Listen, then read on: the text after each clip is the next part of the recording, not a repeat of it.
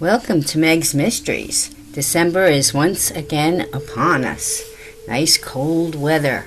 Great time to sit back, warm up by a fireplace with a hot cup of tea or coffee, and listen to Meg's Mysteries.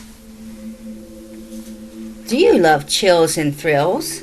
My love of old horror and thrillers started at a very young age. It was 1959. I was about 5. And my older sister Carol and I would watch all the black and white old horror and comedy movies. Their reruns, of course. It was when my parents were not at home, and we were supposed to be doing our Saturday chores. We always made sure all the chores were done before they came home, but before that, we got our fill of old movies that we loved, like Abbott and Costello Meets the Mummy, and things like that. Also the Bowery Boys mysteries. They were a lot of fun too. Good, clean, spooky fun. And we can't forget the thriller classics like Dracula, The Werewolf, Frankenstein and the Mummy. They were our favorites. We loved them all. Then I also loved to hear all the stories of my family's ghost.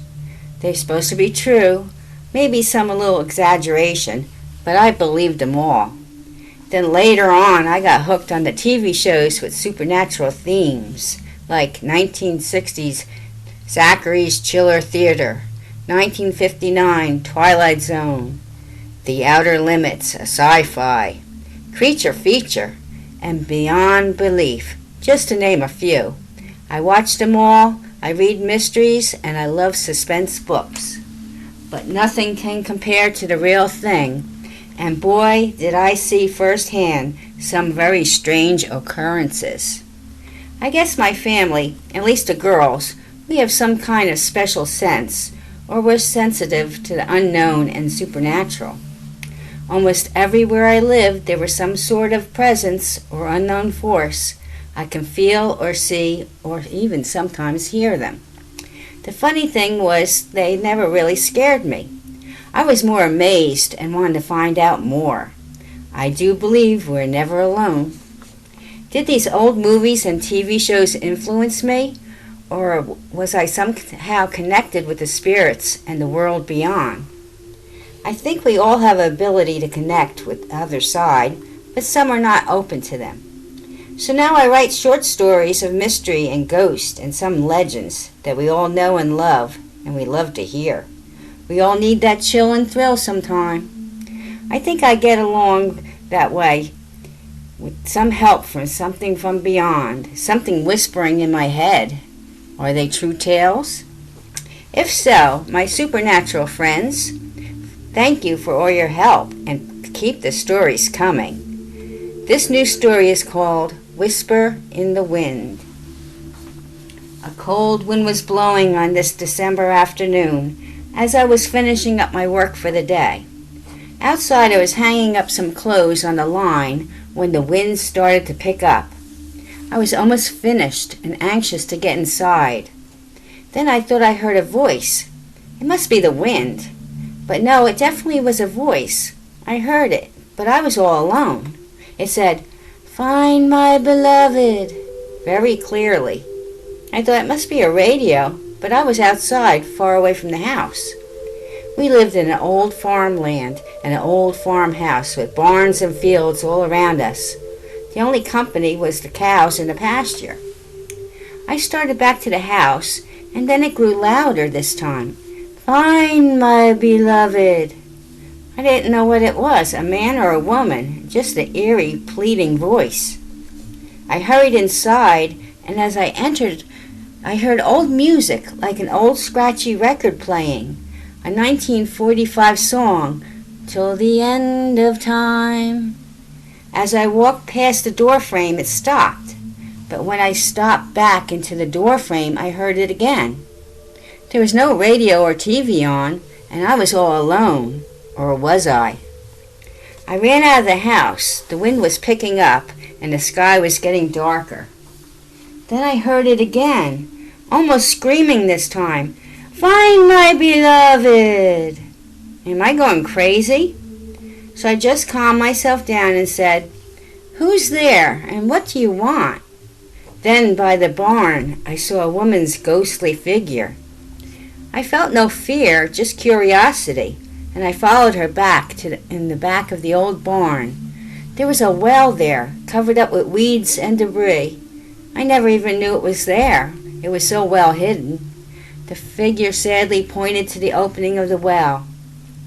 So I cleared off the weeds and moved the rotten wood planks that covered it. A light shot out from the opening. Then there were two ghostly figures. They embraced, and then they were gone, like they were never there. The only thing was the wind. I swear I heard, "Thank you." Then it grew quiet. The wind stopped, and the sky turned a bright blue again. So what was that? I went to the local library and the public office to do some research and find out all I could about our land and who lived there. I found old newspapers and the title of the property and the story of an unsolved murder that happened there. A murder on our land. I was intrigued. The article said it was the early 40s. A couple lived there. He murdered his young wife, and then he just vanished, never to be found again. Her body was found in the barn. It looked like a struggle in the house, and he hid her body in the barn. But my question is, why did she, the victim, ask me to help find her beloved if he was the murderer? I didn't give up. I kept looking for answers to this mystery in my own backyard. Try as I might, I could not find no more that can answer the question, but why? It still bothered me, but there was nothing else to do. Weeks later, I was putting garden tools away in the barn. Then I noticed an old trunk. Curiosity got me, so I took a peek. Funny thing, I never noticed a trunk before. I was always in the barn. There were old clothes and some books, and I found a diary under the clothes. It said on the cover, Gail Foreman. So I read in her own words, in her own hand, what had happened to her. This makes no sense why she was asking me to find her beloved if he was the murderer, and why, when they found each other, did they embrace and move on. So her diary told me the story in her own words. Gail wrote, they were just married and excited to start a family. They just bought the property and couldn't wait to begin their lives.